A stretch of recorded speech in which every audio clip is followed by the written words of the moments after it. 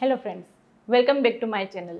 मैं डॉक्टर प्रियंका यादव और आज हम बात करने वाले हैं ऐसे क्या कारण है जिसके चलते आपकी प्रेगनेंसी रुकने में दिक्कत आ रही है। देखो, आप लोगों ने दोनों के टेस्ट तो कराए होंगे, जैसे वाइफ के ब्लड टेस्ट जैसे AMH, प्रोलेक्टिन, थायराइड कराया होगा, उसका अल्ट्रासाउंड कराया होगा। 2, 3, 6 महीने में प्रेगनेंसी नहीं रुकी तो उसका ट्यूब टेस्ट भी कराया होगा, यानी कि HSG। तो क्या कारण है हम उसके ऊपर से जान सकते हैं। कभी कभी ऐसा होता है सारे रिपोर्ट्स नॉर्मल होते हैं, हस्बैंड का सीमेन एनालिसिस भी करा लिया वो भी नॉर्मल है, वाइफ के सारे टेस्ट करा लिए वो भी नॉर्मल है, लेकिन फिर भी प्रेगनेंसी नहीं रुकती है। आप हर महीने ट्राई करते हैं, हर महीने एंड में आपको निराशा ही मिलती है। वो दो मैजिकल लाइन आपको देखने को नहीं मिल रही है। उसका एक कारण ये हो सकता है कि आपकी अंडे की क्वालिटी अच्छी नहीं है और दूसरा हस्बैंड के स्पर्म की क्वालिटी अच्छी नहीं है। देखो, जब आप ट्रीटमेंट लेते होंगे तब आपको वहाँ पे दवाई देते होंगे जिससे आपका अंडा बन जाए, ज़रूरत पड़ने पर इंजेक्शन देते होंगे।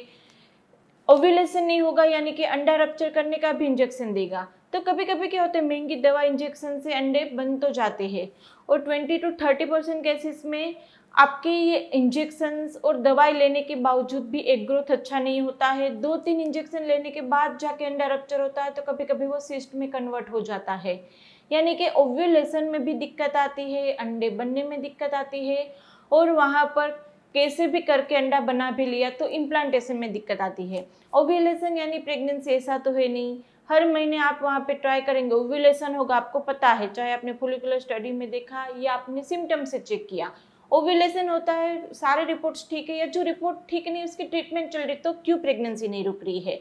तो उसके लिए मैंने जैसे आगे बताया, आपको 2 चीज़ों के ऊपर काम करना पड़ेगा। अपने अंडे की क्वालिटी के ऊपर काम करना पड़ेगा जिससे वहाँ पे इम्प्लांटेशन अच्छे से हो जाए और इम्प्लांटेशन होने के बाद इम्प्लांटेशन फेल भी ना हो और अबॉर्शन रेट भी कम हो जाए।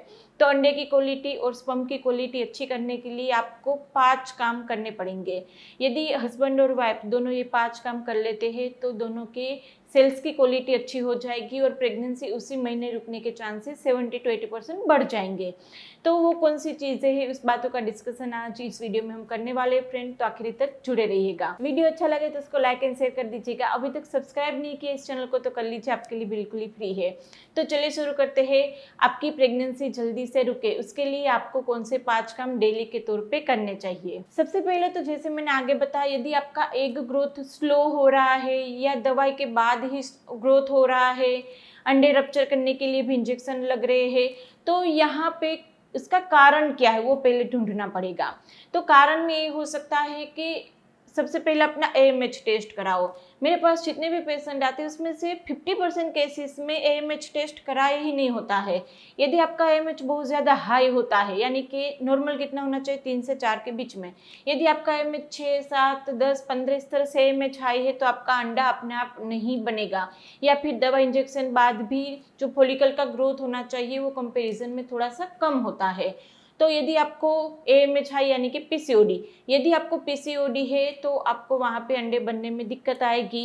यदि आपके हार्मोनल इम्बैलेंस है, HbA1c आपका हाई है या इंसुलिन रेजिस्टेंस आपके अंदर डेवलप हुआ है तो भी आपको अंडे बनने में थोड़ी सी देर लगेगी या फिर एनोव्यूलेटरी साइकिल आपकी रहेगी। तीसरा, आपका AMH यदि कम है, कम यानी कि 1 से कम, 1 से कम AMH रहता है तो वहाँ पे अंडे बनने में दिक्कत आती है। तो यहाँ पर आपके अंडे की क्वालिटी अच्छी नहीं है या ओव्यूलेशन में दिक्कत आती है तो उसके लिए आपको क्या करना है, तो उसके लिए आपको सबसे पहला काम करना है होम्योपैथिक मेडिसिन।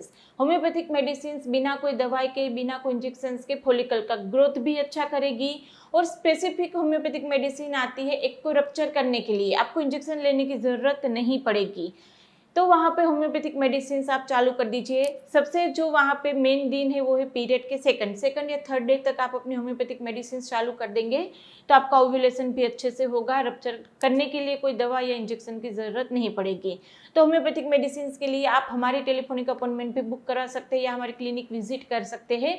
नीचे डिस्क्रिप्शन बॉक्स में उसकी डिटेल दी गई है, वहाँ से आप अपनी टेलीफोनिक ऑनलाइन या ऑफलाइन दोनों अपॉइंटमेंट बुक करवा सकते हैं। दूसरा स्टेप जो आपको करना है वो है आपको अपने डाइट में ध्यान रखना है। डाइट में स्पेशली विटामिन और प्रोटीन के ऊपर आपको एक्स्ट्रा ध्यान रखना है। प्रोटीन के लिए आप वहाँ पे प्रोटीन सलाद ले सकते हैं, मेरी रेसिपी चैनल पे आप देख सकते हैं, या फिर अंडे ले सकते हैं या पनीर ले सकते हैं, या आप वर्किंग वूमन है, इस सब चीज़ों का टाइम नहीं मिल रहा है तो प्रोटीन पाउडर भी आप ले सकते हैं। लेकिन ध्यान में रखिए कोई भी एक चीज़ आपको लेनी है, मैंने जितनी चीज़ बताई सब कुछ एक साथ नहीं लेना है। तो प्रोटीन अच्छा रखिए, हस्बैंड वाइफ दोनों। डाइट में यदि प्रोटीन अच्छा रहेगा तो एक क्वालिटी अच्छी होगी, जल्दी इम्प्लांटेशन होगा, वहाँ पे इम्प्लांटेशन फेल होने के चांसेस भी कम हो जाएंगे। तीसरा स्टेप रहता है आपको वहाँ पर एक्सरसाइज अच्छे से करनी है। तो एक्सरसाइज का भी मैंने डिटेल वीडियो बनाया हुआ है। डे टू डे यानी कि पहले 5 दिनों में कौन सी करनी है, 15 दिन तक कौन सी करनी है, फिर 25 दिन तक कौन सी करनी है, इस तरह से डे टू डे वहाँ पे आपको गाइडेंस मिल जाएगा। तो एक्सरसाइज आपको करनी है स्पेशली, जिससे एक क्वालिटी इंप्रूव हो, जिससे वहाँ पे जल्दी से इम्प्लांटेशन हो सके। चौथा, आपको अपने विटामिन के ऊपर अच्छे से काम करना है। तो उसके लिए आपको डाइट में भी अच्छे से ध्यान देना है। जैसे आप हमारी स्मूदी की रेसिपी है वो ले सकते हैं, फिर डेली का एक फ्रूट ले लीजिए, वीक में 2-3 बार आप नारियल पानी ले लीजिए। यदि आप फिश वगैरह खाते हैं तो फिश खा सकते हैं, वरना आप ओमेगा भी ले सकते हैं। तो इस तरह से आप अपना नॉर्मल रूटीन डाइट अच्छा रखिए। लेकिन अभी क्या हो रहा है, डे टू डे लाइफ में हमारा बहुत ज़्यादा डाइट इम्बेलेंस हो जाता है। हमारी लाइफस्टाइल ऐसी, वर्किंग वूमन रहती है, हस्बैंड भी जॉब करते हैं, तो दोनों का डाइट इतना अच्छा नहीं रहता जिसके अंदर सारे विटामिन मिनरल आ जाए। इसलिए हम अपने हर एक वीडियो में बोलते हैं कि यदि आप मल्टीविटामिन नहीं ले रहे तो यहाँ पे आप गलती कर रहे हैं। मल्टीविटामिन डेली की एक ले ही लेनी चाहिए। तो यहाँ पे एक क्वालिटी और हस्बैंड की स्पर्म क्वालिटी दोनों को इम्प्रूव करना हो तो दोनों साथ में एक ही विटामिन ले सकते हैं, और वो है फाइटिका का वीटा 365। फाइटिका का वीटा 365 हम इसलिए आपको सजेस्ट कर रहे हैं क्योंकि इसके अंदर सिर्फ और सिर्फ विटामिन नहीं है, इसके अंदर विटामिन के साथ साथ विटामिन है, मिनरल है, एंटीऑक्सीडेंट्स है, प्रोबायोटिक है, अश्वगंधा है और जिंक्सेन है। विटामिन की बात करें तो इसके अंदर विटामिन ए है, विटामिन बी है, विटामिन सी, डी, ई, फोलिक एसिड है, मैग्नीशियम है, सोडियम है, कॉपर है, और ये सारे विटामिन मिलके आपकी एक क्वालिटी भी इम्प्रूव करेंगे, और हस्बैंड भी लेंगे तो उसकी स्पर्म क्वालिटी भी इम्प्रूव होगी। दूसरा, मैंने जैसे आगे बताया इसके अंदर अश्वगंधा है। तो बहुत सारे हस्बैंड को ये दिक्कत रहती है कि वहाँ पे स्टेमिना कम है, एनर्जी कम है, टाइमिंग कम है, या इरेक्शन में दिक्कत आ रही है। ऐसी सारी दिक्कतें यदि आपको है तो उसमें भी अश्वगंधा हेल्प कर देगी, तो हस्बैंड की स्टेमिना भी बढ़ाने में ये हेल्प करेगा। दूसरा, अश्वगंधा, देखो आप एक्सरसाइज वगैरह करते हैं, जिम वगैरह करते हैं, तो उसके बाद मसल में जो दिक्कत आती है वो मसल को रीबिल्डिंग करने में अश्वगंधा आपकी हेल्प करता है।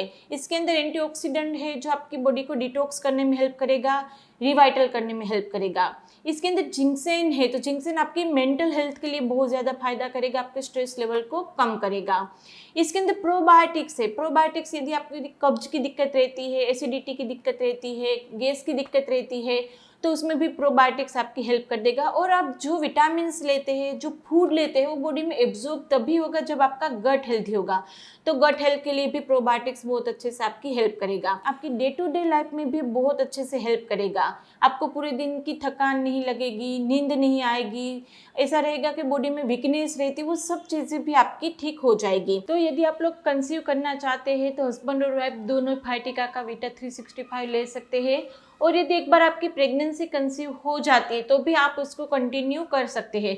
सिर्फ और सिर्फ आप एक बार अपने गायनेकोलॉजिस्ट को दिखा दीजिए, ये वहाँ पे प्रेगनेंसी के दौरान भी आप ले सकते हैं। और इसको लेना कैसे है, तो देखो यदि आपके अंदर सिम्टम ऑलरेडी आ रहे हैं, जैसे कि आपको वीकनेस लग रही है, थकान लग रही है, स्टेमिना कम है, तो आप उसको दिन में 2 बार ले सकते हैं, यानी कि दोपहर में खाना खाने के बाद और रात में खाना खाने के बाद आप ले सकते हैं।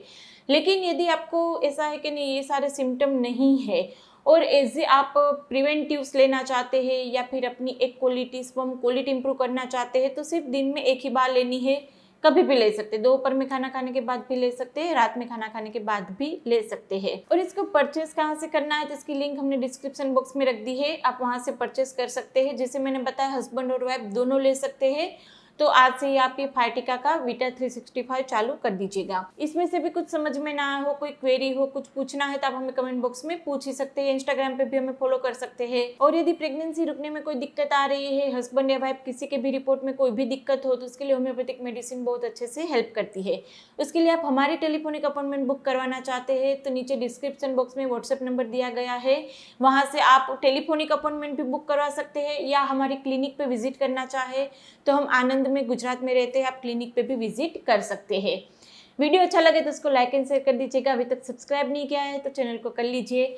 चलो फ्रेंड, फिर जल्दी से मिलेंगे नए वीडियोस के साथ। तब तक के लिए stay healthy, stay happy, bye.